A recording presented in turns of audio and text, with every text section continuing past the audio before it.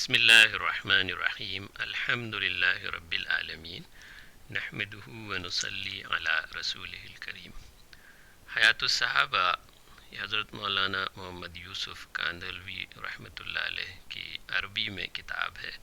اور اس کا ترجمہ انگریزی اردو مختلف زبانوں میں ہے۔ اس کے اردو ترجمہ حصہ سوم میں 1100 سے زیادہ صفحات ہیں۔ یہ انسائکلوپیڈیا ہے حضرات صحابہ کرام رضی اللہ عنہم، ان کی زندگیوں کے بارے میں، دین کی محنت کے بارے میں، اور اللہ تعالیٰ کی غیبی مدد ان کو حاصل رہتی تھی اس کے بارے میں۔ ابو نعیم طبرانی اور دارقطنی کی ایک روایت میں یہ مضمون ہے کہ حضرت قتادہ بن نعمان رضی اللہ عنہ، ان کی آنکھ زخمی ہو گئی تھی، وہ حضور صلی اللہ علیہ وسلم کی حفاظت فرما رہے تھے اور دشمنوں کے تیر اپنے چہرے پر لے رہے تھے، تو ان کی ایک آنکھ زخمی ہو کر باہر نکل کر ان کے رخسار پر گر گئی تھی۔ حضور صلی اللہ علیہ وسلم نے دوبارہ اس کو آنکھ کو دوبارہ لگا دیا تو وہ آنکھ بالکل ٹھیک ہو گئی اور دوسری آنکھ سے بھی زیادہ اچھی ہو گئی۔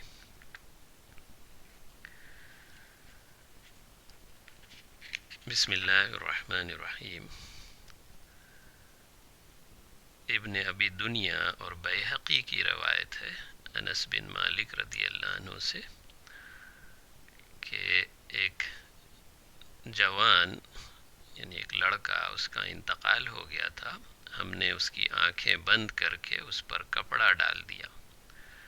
تو ایک آدمی نے اس کی ماں سے کہا کہ اپنے بیٹے کے صدمے پر صبر کرو اور ثواب کی امید رکھو۔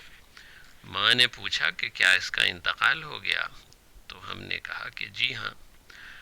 اس پر ماں نے اپنے دونوں ہاتھ آسمان کی طرف اٹھائے اور دعا مانگی کہ اے اللہ، میں آپ پر ایمان لائی اور ہجرت کر کے آپ کے پاس آئی،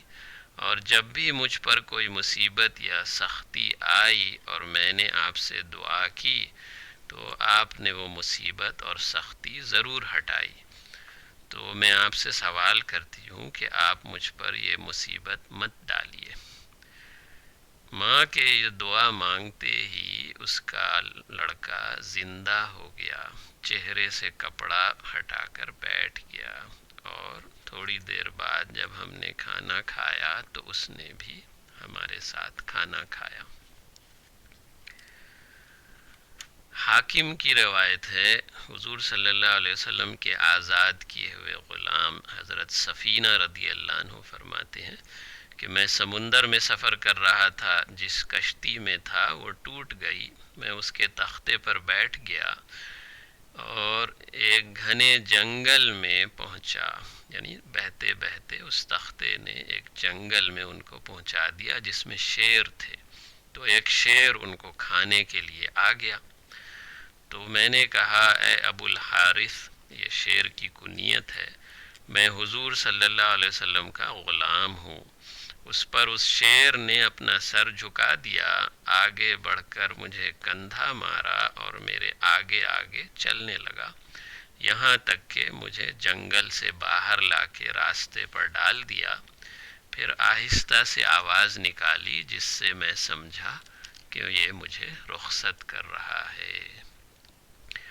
اور ابن عساکر کی روایت ہے کہ ابن عمر رضی اللہ عنہما سفر میں جا رہے تھے، راستے میں ایک شیر تھا جو لوگوں کا راستہ روک کر کھڑا تھا اور لوگ اس سے ڈر رہے تھے، تو ابن عمر رضی اللہ عنہ اس شیر کے پاس گئے، اس کو کان پکڑا اور اس کی گردن پر تھپڑ مار کے راستے سے ہٹا دیا۔ پھر انہوں نے فرمایا کہ میں نے حضور صلی اللہ علیہ وسلم کو فرماتے ہوئے سنا کہ ابن آدم یعنی آدمی پر وہی چیز مسلط ہوتی ہے جس سے وہ ڈرتا ہے۔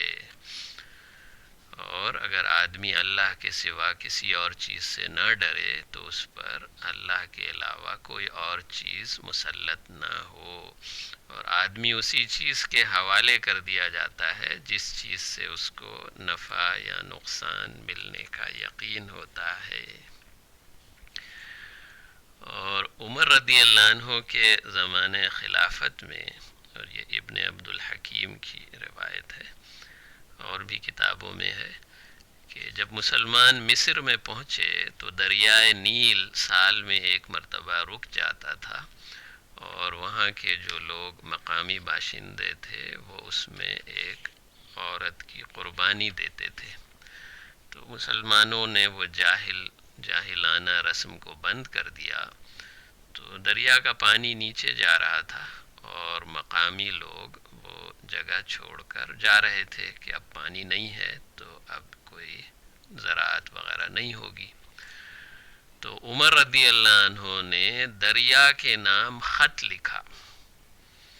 کہ اللہ کے بندے امیر المومنین عمر رضی اللہ عنہ کی طرف سے مصر کے دریائے نیل کے نام، اور اس خط میں لکھا کہ اگر تم اپنے پاس سے چلتے ہو تو مت چلو، اگر تمہیں اللہ الواحد القہار چلاتے ہیں تو ہم اللہ جو واحد اور قہار ہیں ان سے سوال کرتے ہیں کہ وہ تم کو چلا دے۔ تو وہ پرچہ دریا میں ڈالا گیا تو دریا چل پڑا، پانی اونچا ہو گیا اور اس کے بعد سے پانی کبھی بند نہیں ہوا۔ اور ابو نعیم کی روایت اور بیہقی کی روایت میں ہے کہ مدینہ شریف کے پتھریلے میدان میں آگ ظاہر ہوئی، تو حضرت عمر رضی اللہ عنہ نے حضرت تمیم داری رضی اللہ عنہ سے کہا کہ چلو اس آگ کے بجھانے کا انتظام کرو۔ تو حضرت تمیم رضی اللہ عنہ اپنے ہاتھ سے آگ کو دھکے دینے لگے اور واپس اس گھاٹی میں پہنچا دیا جہاں سے وہ آگ نکل کر آ رہی تھی۔ اور حضرت عمر رضی اللہ عنہ فرما رہے تھے کہ یہ ایمانی منظر نہ دیکھنے والا دیکھنے والے جیسا نہیں ہو سکتا۔ اور ابو نعیم کی روایت میں ہے کہ حضرت مقداد رضی اللہ عنہ قضائے حاجت کے لیے ایک جگہ گئے تو ایک بڑا سا چوہا ایک دینار اپنے بل میں سے لا کے ان کے سامنے رکھ گیا۔ پھر وہ آتا رہا اور ایک ایک دینار لاتا رہا یہاں تک کہ 17 دینار یعنی سونے کے سکے لا کر چوہے نے ان کو پہنچائے۔ اور ابو نعیم کی روایت میں ہے کہ حضرت ابو امامہ رضی اللہ عنہ کی ایک باندی جو غیر مسلم تھیں، انہوں نے واقعہ بیان کیا کہ ابو امامہ رضی اللہ عنہ دوسروں پر بہت خرچ کرتے تھے، کسی فقیر کو خالی ہاتھ واپس نہیں کرتے تھے، کچھ نہیں ہوتا تو ایک پیاز یا کھجور یا کھانے کی کوئی چیز دے دیتے۔ ایک دن ان کے پاس صرف 3 دینار تھے، تو ایک فقیر آیا تو 1 دینار اس کو دے دیا، پھر دوسرا آیا تو دوسرا دینار دے دیا، تیسرا آیا تو تیسرا بھی دے دیا۔ تو یہ جو باندی خادمہ تھیں ان کو غصہ آ گیا کہ آپ نے ہمارے لیے کچھ نہیں چھوڑا، تو پھر وہ دوپہر کو آرام کرنے لیٹ گئے، پھر بعد میں اٹھے وضو کر کے مسجد چلے گئے، روزہ تھا، تو میں نے کہیں سے قرض لے کے ان کے لیے رات کا کھانا بنایا اور چراغ ٹھیک کرنے کے لیے ان کے بستر کے پاس گئی تو بستر کے نیچے 300 دینار رکھے ہوئے تھے۔ تو جب وہ آئے تو ان کو بتایا تو وہ حیران ہوئے کہ یہ اللہ نے اپنے غیبی خزانے سے عطا فرمائے ہیں۔ تو وہ خادمہ بھی اس پر بہت اثر ہوا اور وہ یہ منظر یہ کرامت دیکھ کر مسلمان ہو گئی، اور وہ مسجد میں عورتوں کو قرآن اور فرائض اور سنتیں سکھاتی تھی۔ اور احمد کی روایت ہے کہ ابو زید انصاری رضی اللہ عنہ ان سے حضور صلی اللہ علیہ وسلم نے فرمایا کہ میرے قریب آ جاؤ، اور پھر ان کے سر پر ہاتھ پھیرا اور دعا فرمائی کہ اے اللہ ان کو خوبصورت بنا دیجئے اور ان کی خوبصورتی ہمیشہ باقی رکھیے۔ تو راوی کہتے ہیں کہ ابو زید رضی اللہ عنہ 100 سال سے اوپر کے ہو گئے تھے، مگر ان کی داڑھی میں تھوڑے سے سفید بال تھے اور ان کا چہرہ کھلا رہتا تھا، یعنی خوبصورت، اور موت تک ان کے چہرے پر جھریاں نہیں پڑی تھیں۔ بسم اللہ الرحمن الرحیم۔ صحابہ رضی اللہ عنہم کس طرح غیب پر ایمان لاتے تھے اور نبی صلی اللہ علیہ وسلم کی بتائی ہوئی خبروں کے مقابلے میں دنیا کی فانی لذتوں اور انسانی مشاہدوں اور وقتی محسوسات اور مادی تجربوں کو چھوڑ دیتے تھے۔ ایسا معلوم ہوتا تھا انہوں نے غیبی امور کو اپنی آنکھوں سے دیکھ لیا تھا۔